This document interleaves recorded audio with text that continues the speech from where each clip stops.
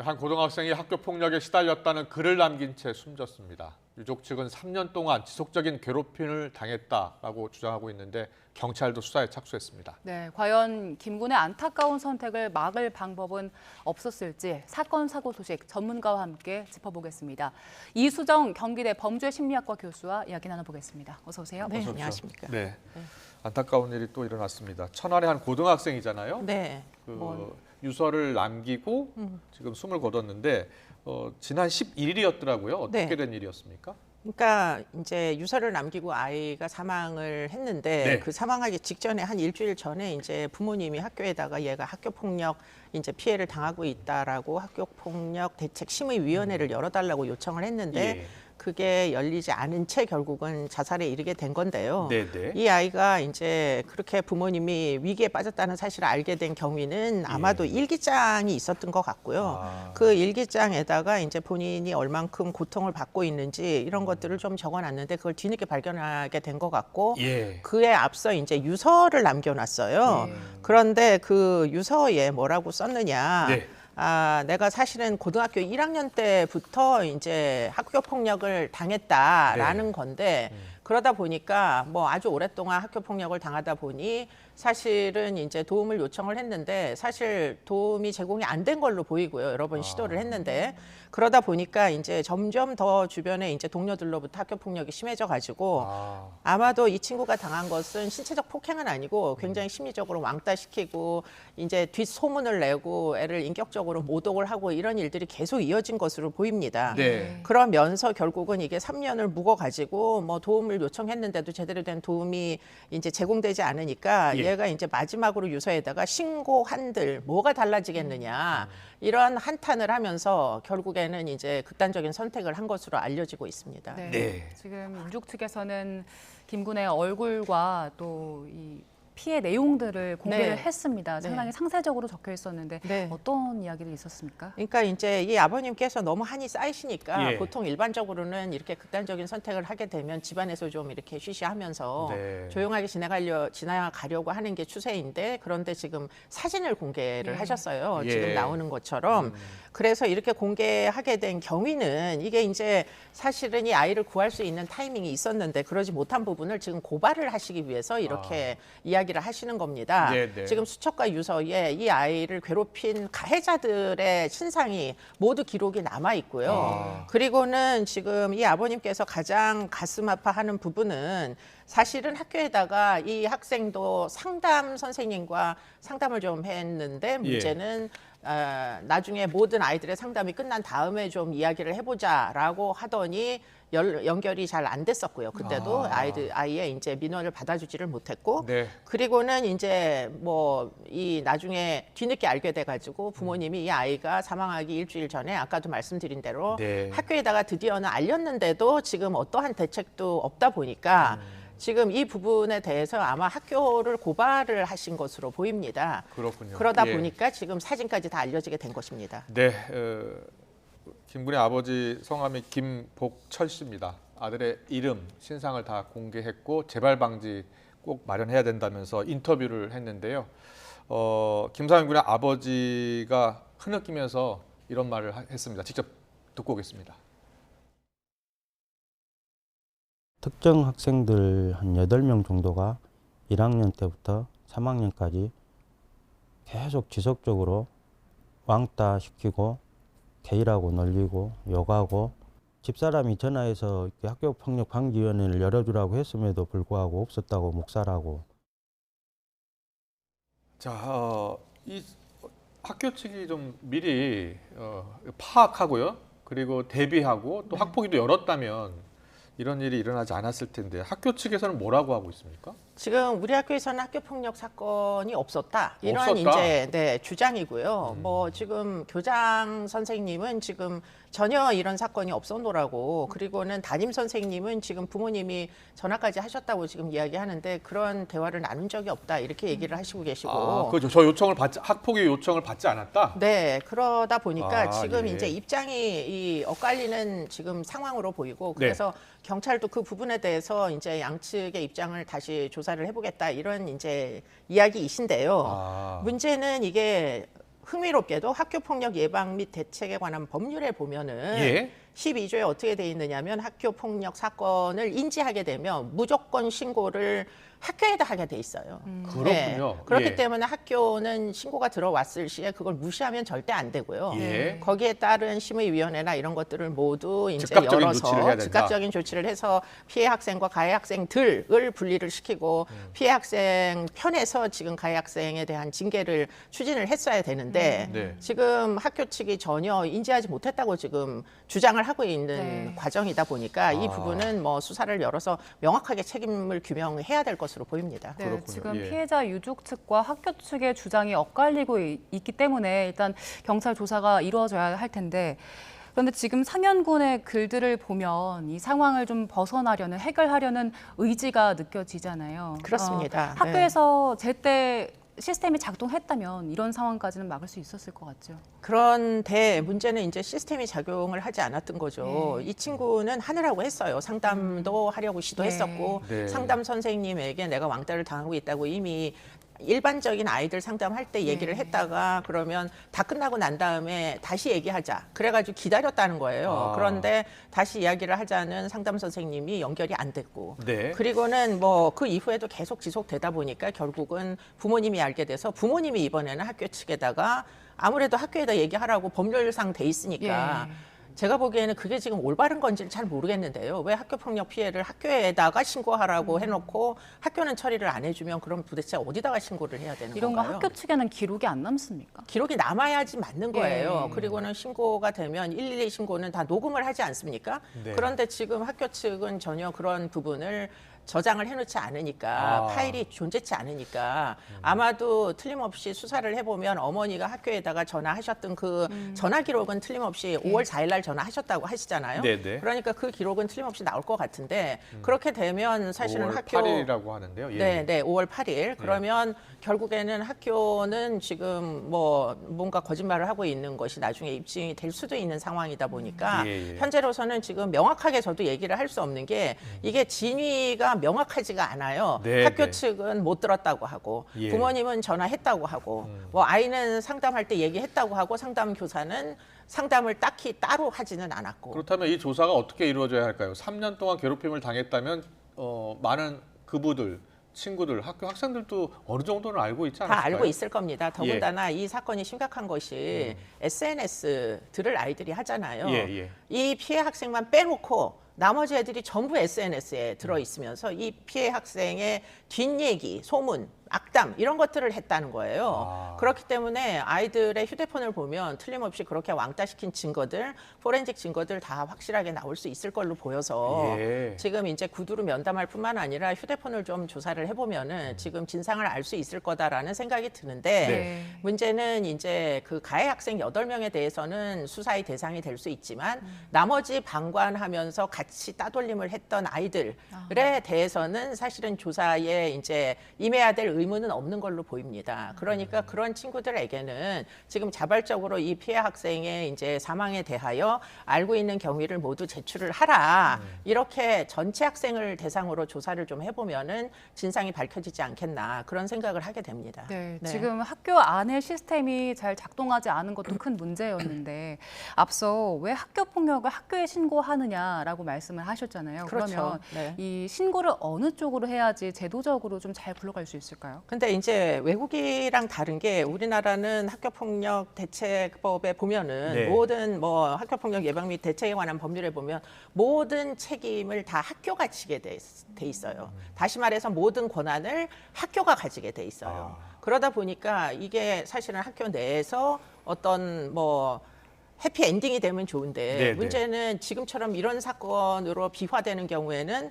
학교가 약간의 뭐 어떤 책임의 방기 네. 이런 것들이 이제 확인이 되는 경우들이 많이 있고요. 이번에도 담임 교사가 사실은 이제 이 학교 폭력의 신고를 좀 이렇게 묵인을 한 것 같은 이런 이제 의심들이 지금 들고 있다는 거죠. 그래서 외국의 경우에는 지금 학교 안에 학교 경찰을 둡니다. 네. 그렇기 때문에 학교 폭력이 발생하면 지금 교사나 학교장은 사실은 자기 조직 내에서 발생하는 이런 비위를 사실 까발리기는 어렵잖아요. 있거든요. 네. 그러니까 그냥 학생들이 지금 이런 학교 그 친구들 하고 있었던 일들을 그냥 학교 경찰한테 가서 신고를 해가지고 네. 사실은 학교 경찰은 즉시 대응을 하니까 경찰은 사실 사건이 신고되면 무조건 대응을 해야 되니까 그렇군요. 훨씬 더 빨리 개입을 할 수가 있는데 문제는 우리나라는 그렇게 되어 있지 않으니까 학교 경찰 SPO가 있습니다. 학교 네, 전담 네. 경찰관이. 그런데 학교 담벼락 안에는 들어갈 수가 없어요. 아. 그러니까 학교 바깥에만 순찰을 도는 이런 시스템이기 그렇군요. 때문에 예.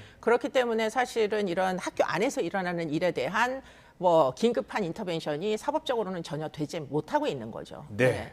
그렇군요. 이 사실관계를 더 따져보고 수사가 진행돼야 하겠습니다만 지금까지 드러난 사실로 그 학교 측이나 뭐 담임 선생님이나 그 가해자로 지금 8명 지목되고 네, 있는데 네. 어떤 그 제재를 받을 수 있습니까? 뭐 지금 이제 그 8명에 대해서는 학교 폭력 뭐 대책에 관한 법률에 의해서 여러 가지 징계 학교 폭력 가해자니까 예. 징계 사안이라고 보이고 최근에 이제 학교 생활 기록부에 2년까지 기록을 남기게 되게 됐잖아요. 예. 그렇기 때문에 아마 지금 고3들이 많을 테니까 아마 틀림없이 2년까지 이제 징계 사안이 남을 개연성이 굉장히 높아 보이는데 문제는 이들은 신체적 폭력을 행사하지 않았기 때문에 사실은 형법상에 이제 제재할 수 있는 근거는 지금 충분치 않아서 신체적 폭력을 행사하지 않았다는 것은 아직 밝혀진 것은 밝혀진 것은 아니죠. 근데 예. 이제 이 피해 학생이 호소한 내용, 아. 주 내용 자체가 이제 왕따, 따돌림이었거든요. 그렇기 때문에 이제 그런 부분은 좀 걱정이 되는 측면이 있고요. 예. 징계의 수위가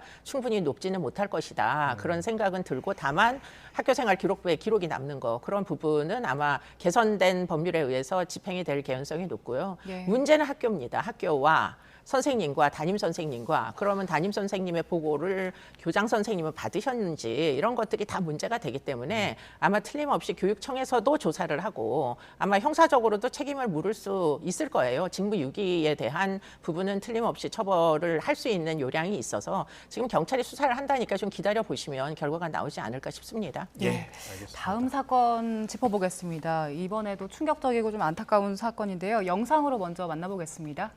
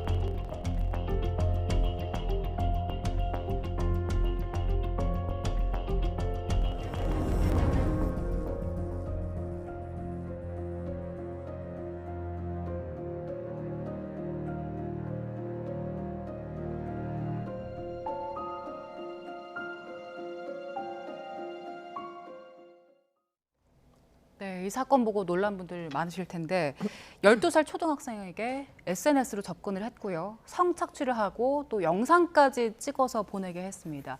그런데 한 명이 아니고 25명의 남성이었는데 지금 이 한 명을 대상으로 찍은 영상만 1,700개가 넘더라고요. 네, 뭐 저도 그 개수를 보고 정말 놀랍다 이런 생각이 사실은 들었는데요. 이게 이제 N번방 사건이 일어났을 시점만 하더라도 그게 벌써 몇 년 전 사건인데 예. 중학생이 이제 피해자가 됐다는 게 굉장히 좀 그 센세이셔널한 예. 내용이었는데 지금 이 피해자는 12살입니다. 12살이면 기껏 초등학교 한 5학년 내지 6학년.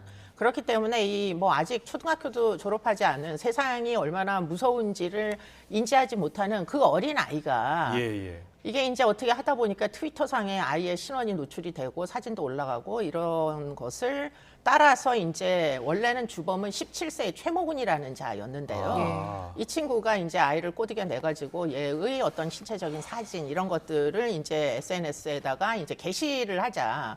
그거를 보고 지금 10대에서 30대에 걸친 남성들 24명이 지금 이 아이 하나를 상대로 지금 성착취물을 만들어라 이렇게 강요를 하고 또 이제 유인을 해가지고 지금 피해가 이만저만이 아닌 것으로 지금 알려지고 있습니다. 네. 그 지금 24명, 25명 남성들 어떤 사람들입니까? 멀쩡한 사회인으로 보이고요. 예. 그래서 이제 수사를 시작을 했는데 뭐 그중에는 상당 부분 뭐 8명이 지금 구속이 될 만큼의 심각한 이제 범죄를 저지른 것이 지금 확인이 되고 있습니다. 예, 예. 그냥 단순히 뭐 영상물만 본 게 아니라는 얘기죠. 예, 예. 그렇기 때문에 이제 그중에 일부는 또 이 아이를 대상으로 성폭행까지 저지른 자가 있다 보니까 지금 뭐 이만저만 이제 이 심각한 상황이 아닌 것으로 보입니다. 12살 아이를 성폭행했다고요? 네, 그래서 지금 그게 이제 뭐 합의된 성관계다 이런 주장을 지금 하고 있어가지고 그런데 문제는 나이가 어리면 16세 미만인 아이와 아무리 이제 아이가 저항을 하지 않더라도 성관계를 하면은 그건 무조건 강간이에요. 예, 의제 예. 강간이 성립합니다. 예, 네. 예.